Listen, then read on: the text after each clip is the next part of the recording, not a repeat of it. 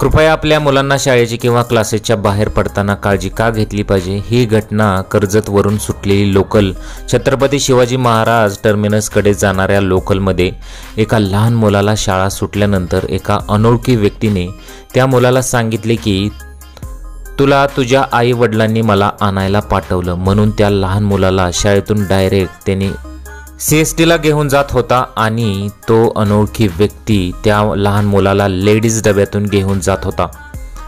विक्रोळीला उतरणाऱ्या महिलांनी त्या लहान मुलाला सहजपणे विचारपूस केली, तेव्हा मग काही वेळाने महिलांना त्या अनोळखी व्यक्तीवर संशय आला। तेव्हा त्या लहान मुलाने खरं सांगितलं, तेव्हा सगळी घटना प्रत्यक्षात आली व तेथे असलेले विक्रोळी रेल्वे पोलिसांनी काळजीपूर्वकपणे लक्ष देऊन त्या अनोळखी व्यक्तीला ताब्यात घेतलेला आहे।